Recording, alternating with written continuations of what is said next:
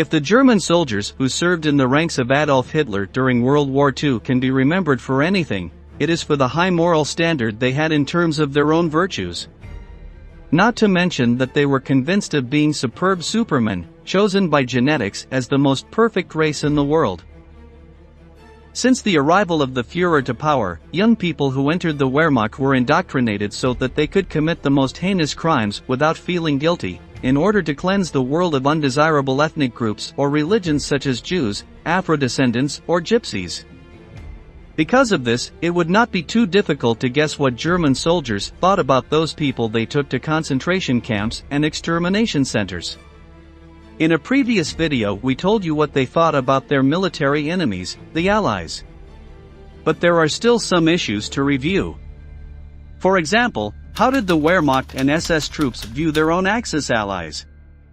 Join us in a new episode of Military History to find out.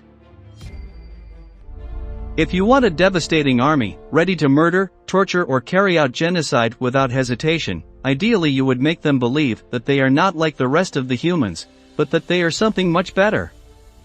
This is exactly what Hitler did, along with his propaganda minister Goebbels and his armed forces generals. If you were to take the longest stick you could find, climb the world's tallest mountain, and shake it as high as you could, you still wouldn't be able to touch the ego of a Nazi officer. Despite all the terrible acts they committed, the sinister characters or ideals they fought for, it is impossible to deny that the German commanders treated their soldiers as if each one was special. This was not an act of humanism, of course, but a strategy to get perfect killing machines without any remorse. This is why the Wehrmacht soldiers even looked down on their allies, all the time feeling an immense superiority over the rest of the world, which went as far as deep disgust in the case of a particular country. But we'll get to that in a minute. It could be said that the Nazis considered the ethnic groups of German origin as the closest to them, although never as equals. Thus, it was not uncommon to hear among the ranks of the Wehrmacht that their most capable allies came from Slovenia, Romania, or Austria. Normally these forces were a small step behind the Germans, who believed that their cousins were not bad soldiers, that they fought bravely and had shown their loyalty by losing much blood alongside them. In the case of the Hungarians, on the other hand, the opinion of the Nazis was not so positive. They believed that they were scum, that they represented only a shadow of the good army that they had managed to be during the First World War. According to the Germans, the Hungarian forces fled in panic when they saw the Soviets on the battlefield, and this earned them the repudiation of the Nazis. The Spanish were held in good esteem by the Germans, who highlighted the participation of the Blue Legion, also known as the Spanish Volunteer Legion, which fought on the Axis side during World War II.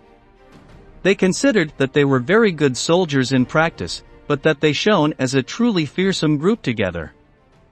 History has shown that the Nazis, especially the officers, had certain preferences for sadistic and violent practices, methods that they shared with Francisco Franco's men. Although little more than 2,000 Spaniards were assigned to fight alongside Hitler's hosts, they managed to become a relevant part of the operations, and fought until the end of the war with their allies. To have some context, let us bear in mind that Spain did not actively participate in this conflict, but rather remained neutral, and the deployment of the Blue Legion was more symbolic support from Franco towards the Führer than strategic aid. Before continuing with the country most hated by the Germans, we must mention that, although they never fought side by side with the Japanese, the Nazis held them in high esteem, since they considered them above all to be methodical and disciplined by nature.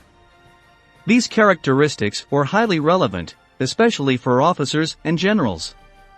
But the truth is that we'll never know how they would have coexisted on the battlefield. How do you think it could have been? Leave your opinion in the comments. Finally, we will talk about the Allied country most despised by the soldiers of the Wehrmacht, Italy.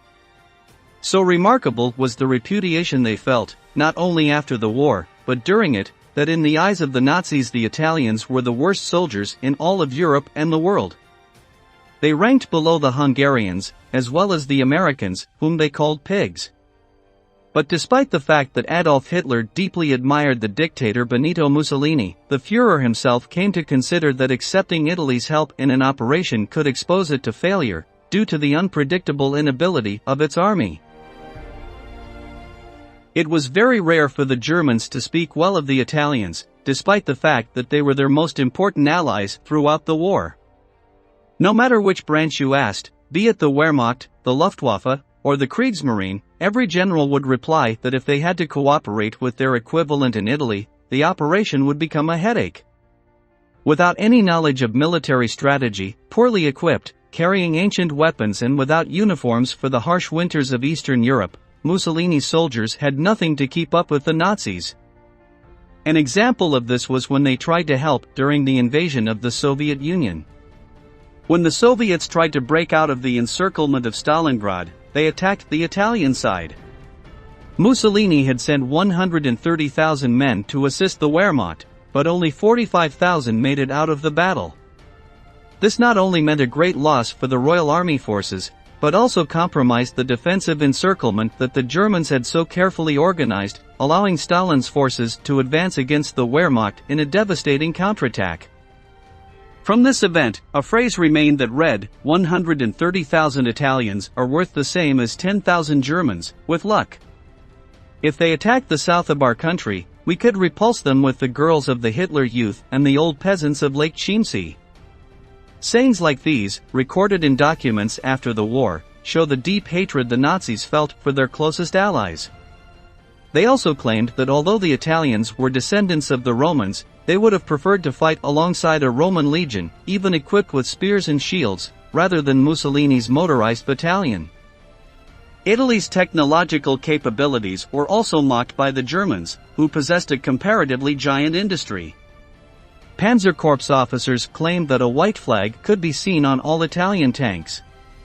There were those who claimed that the defeat of Germany in World War II was closely linked to the terrible performance of the Italians, both in Stalingrad and in their eventual betrayal against the Axis. Could this have been the stone in the Führer's shoe?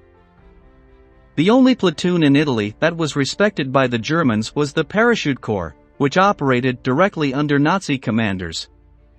According to a veteran's account, on one occasion a corps of 30 Italian paratroopers found themselves locked in a very difficult situation.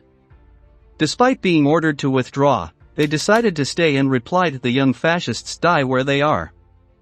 This earned them recognition from their superiors. Apart from these isolated cases, the Germans considered the Italians the worst soldiers in all of Europe. Thank you very much for joining us until the end. And stay tuned for our next video.